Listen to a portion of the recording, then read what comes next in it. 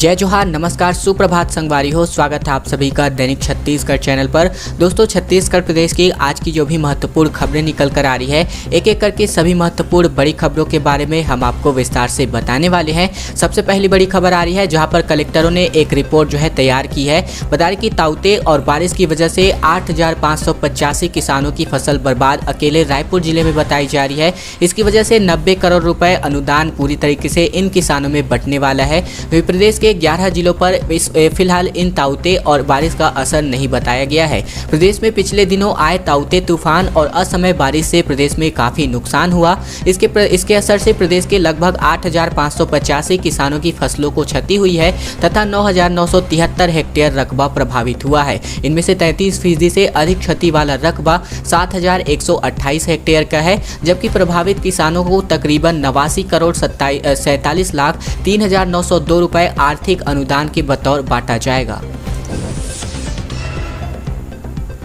5 जून को मोदी सरकार के खिलाफ कांग्रेस जो है धरना प्रदर्शन करने जा रही है। पेट्रोल और डीजल की महंगाई को लेकर के कांग्रेस ने एक अनोखा प्रदर्शन कर रही है। बता दें कि राजीव भवन में पीसीसी चीफ मोहन मरकाम ने बीते दिन महंगाई और केंद्र सरकार की नीतियों को लेकर के प्रेस कॉन्फ्रेंस की। इस दौरान मोहन मरकाम और साथ ही साथ इन पर जो है मोहन मरकाम ने कहा कि बीजेपी ने नारा दिया था, बहुत हुई महंगाई की मार, अब की बार मोदी सरकार। अब 7 साल बाद महंगाई ही राष्ट्रीय आपदा साबित होने जा रही है। अब जनता महंगाई से कहराने लगी है। बता दें कि यहाँ पर मोदी सरकार की विफलता की वजह से पूरे देश में हाहाकार है। ये सभी बातें पीसीसी चीफ मोहन मरकाम ने बीते दिन प्रेस कॉन्फ्रेंस के माध्यम से कही हुई हैं। इनका साथ ही साथ ये भी कहना है कि देश में पेट्रोल, डीजल और खाद्य तेल के दामों से लोग परेशान हैं। कोरोना के बाद महंगाई लोगों के लिए दूसरी महामारी साबित हो रही है। यहाँ मोहन मरकाम ने ऐलान किया है कि महंगाई के मुद्दे पर कांग्रेस कार्यकर्ता प्रदर्शन करेंगे। वही कांग्रेसी अपने घरों के सामने धरने प्रदर्शन पर बैठ करके विरोध दर्ज कराएंगे।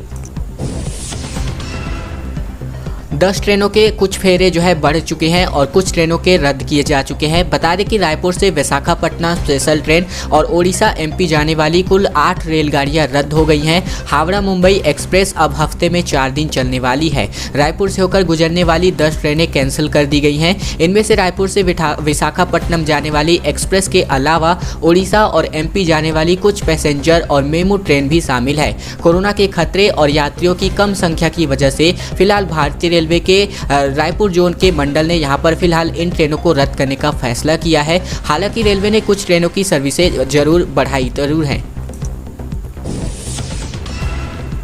पुलिस अस्पताल के डॉक्टर की ब्लैक फंगस की वजह से मौत बताई जा रही है। बता रही कि कोरोना से ठीक होने के बाद ये जो है ब्लैक फंगस की चपेट में आए। रायपुर में इलाज के दौरान इन्होंने अपना दम तोड़ दिया। साथ ही साथ राज्य में अब तक 7 लोगों की मौत ब्लैक फंगस की वजह से बताई जा रही है। छत्तीसगढ़ में ब्लैक फंगस के संक्रमण ने कहर बरपाना अभी जस्ट शुरू ही किया है। बता रही कि बिलासपुर पुलिस के अस्पताल के एक डॉक्टर की इलाज के दौरान मौत की खबरें आ रही हैं। कोरोना संक्रमण से उबरने के दौरान ही वे ब्लैक फंगस की चपेट में आए थे।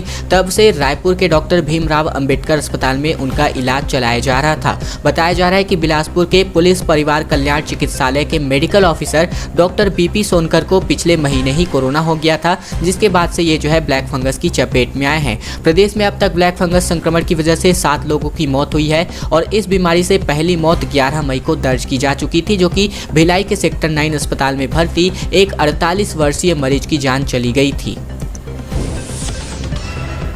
3 दिन की देरी से यहां पर मानसून आखिरकार केरल पहुंच गया है। बीते दिन मौसम विभाग ने स्थिति बदलने के संकेत जारी किए हैं। छत्तीसगढ़ के मौसम में उतार चढ़ाव का दौर लगातार जारी है। कहीं पर तेज धूप तो कहीं पर तेज बारिश का मौसम लगातार दिखाई दे रहा है। ऐसे में 25 मई से शुरू हुआ नौतपा 2 जून को खत्म हो गया। बता दें कि पश्चिमी हवाओं की गति दक्षिण अरब सागर में बढ़ने के बाद 3 जून तक मानसून जो है केरल पहुंच गया है। मौसम विभाग ने इससे प्रदेश की स्थिति बदलने के संकेत जारी किए हैं। चक्रवाती घेरा जो है बना हुआ है 0.9 किलोमीटर की ऊंचाई पर। इस पर बना जो बेमौसम विभाग है, यानी कि मौसम विभाग के जो वैज्ञानिक HP चंद्रा है, इन्होंने बताया है कि हवा का एक चक्रवाती घेरा जो है 0.9 किलोमीटर ऊंचाई पर दक्षिण छत्तीसगढ़ में स्थित है। इस वजह से प्रदेश के कुछ स्थानों पर हल्की से लेकर के मध्यम वर्षा अथवा गरज चमक के साथ हल्की बारिश होने की संभावना जताई गई है। 12वीं के स्टूडेंट्स के लिए एक अहम खबर निकल कर आ रही है। सप्लीमेंट्री आंसर शीट अगर कम पढ़ते हैं तो A4 साइज में पेपर जवाब लिख करके मेन आंसर शीट में आप जो है अटैच कर सकते हैं। जुलाई में इसका रिजल्ट आने वाला है। दरअसल 12वीं के ऐसे स्टूडेंट्स जिन्हें आंसर शीट कम पड़ जाए तो उनके लिए यहाँ पर एक नया निर्देश माध्यमिक शिक्षा मंडल ने जारी किया है। अगर सप्लीमेंट्री आंसर शीट कम पड़ जाए तो स्टूडेंट्स जो है A4 साइज के यानी कि फोटोकॉपी साइज के पेपर में उत्तर लिख करके इसे मेन आंसर शीट के साथ अटैच करके जमा कर सकता है। इसके अलावा जो है यहाँ पर जो रिजल्ट्स की बातें जो है यहाँ पर बताई गई है, जो कि रिजल्ट आने वाले जुलाई के महीने में 12वीं का आने वाला है। टूल किट विवाद लगातार बढ़ता जा रहा है। ऐसे में पूर्व सीएम डॉक्टर रमन सिंह को एक बार फिर से पुलिस द्वारा नोटिस भेजा गया है। पात्रा से दिल्ली में पूछताछ जो है पुलिस करने जा रही है। टूल किट विवाद को लेकर के भाजपा के राष्ट्रीय उपाध्यक्ष और पूर्व सीएम डॉक्टर रमन सिंह को पुलिस ने दूसरी बार लगातार नोटिस जारी किया है। सिविल लाइंस पुलिस ने रमन सिंह से कई सवाल पूछे हैं। पूर्व सीएम ने मेल के माध्यम से समय मांगा है। उनको जवाब के लिए 7 दिनों की मोहलत दी गई है। इससे पहले 21 मई को डॉक्टर सिंह को नोटिस जारी कर दिया गया था। वहीं पुलिस भाजपा के राष्ट्रीय प्रवक्ता संबित पात्रा को भी जल्द ही तीसरी नोटिस जारी कर सकती है। चलिए वक्त हो चला है अगली बड़ी खबर को जानने का। उससे पहले हमारी एक छोटी सी प्रार्थना आप सभी से, वीडियो अगर आपको पसंद आ रहा होगा तो इस वीडियो के नीचे लाइक बटन है जिसे दबा करके आपको इस वीडियो को लाइक कर देना है। वही लाल कलर के सब्सक्राइब बटन को भी दबा करके आपको इस चैनल को सब्सक्राइब कर लेना है। साथ ही साथ घंटी को दबा करके आपको ऑल नोटिफिकेशन को भी इनेबल कर लेना है ताकि प्रतिदिन की इसी प्रकार की महत्वपूर्ण खबरें बिना किसी रुकावट के आप तक सीधे पहुँचाते रहें। नक्सलियों का 7 जून को गढ़चिरौली बंद करने का ऐलान जारी किया गया है। इन्होंने पर्चियों के माध्यम से जानकारी साझा की है।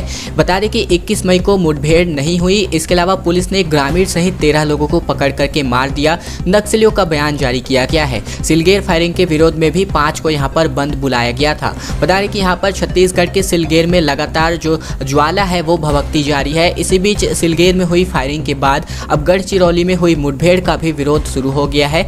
नक्सलियों का आरोप है कि 21 मई को मुठभेड़ नहीं हुई थी, बल्कि जवानों ने पकड़ने के बाद लगभग 13 लोगों की हत्या कर दी थी। इनमें से एक ग्रामीण भी शामिल है। इसके विरोध में 7 जून को गढ़चिरौली बंद का आह्वान किया गया है। वहीं सिलगेर मामले में भी नक्सलियों ने 5 जून को गढ़चिरौली और छत्तीसगढ़ बंद का आह्वान किया है। एक जो है पर्चा जारी करके इन्होंने यह सूचना जो है दी हुई है और भारत की कम्युनिस्ट पार्टी यानी कि माओवादी द्वारा यह नोटिस जारी किया गया है।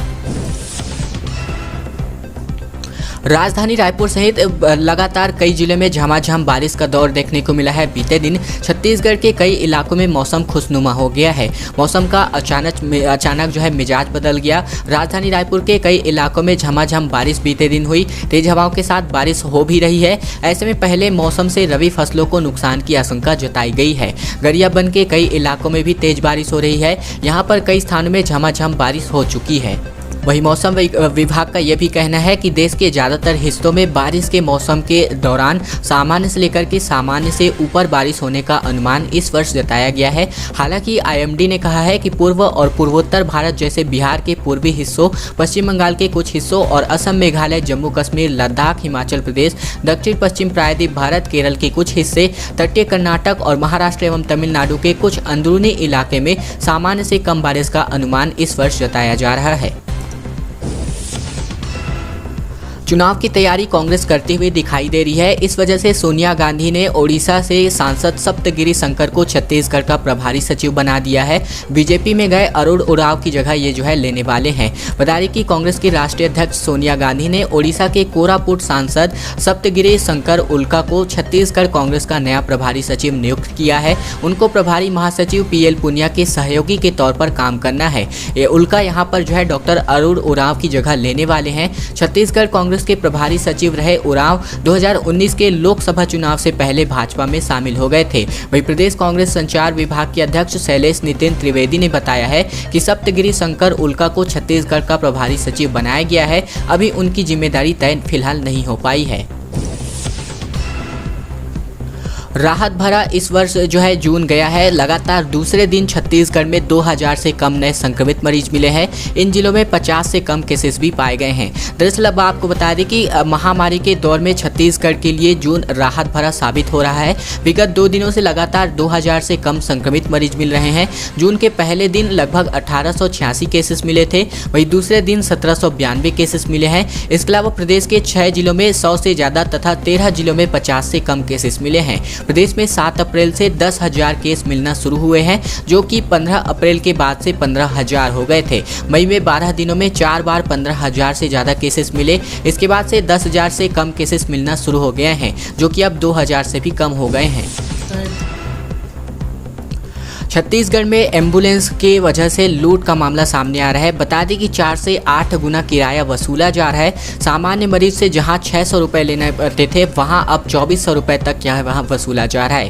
दरअसल कोरोना के इस महामारी के समय में एम्बुलेंस वालों की लूट मची हुई है। एम्बुलेंस चालक सिर्फ 8 किलोमीटर तक का 2400 रुपये तक का वसूल रहे हैं। शहर के अंदर ही मरीज को पहुँचाने के नाम पर 5000 रुपये तक वसूले जा रहे हैं। बता दें कि बिलासपुर, रायपुर और भिलाई में एम्बुलेंस के किराए की पड़ताल की गई हमारी टीम के द्वारा, तो उसमें यह हकीकत खुली हुई है। इसके लिए बनी नीति का पालन फिलहाल नहीं हो पा रहा है। कोविड पर ज़्यादा मांग की वजह से यहाँ पर एम्बुलेंस वालों की मनमानी का जो है बतौर मामला सामने आ रहा है। अंबेडकर से बिरगांव 6 किलोमीटर है, जिसकी किराया 3500 रुपये मांग की जा रही है।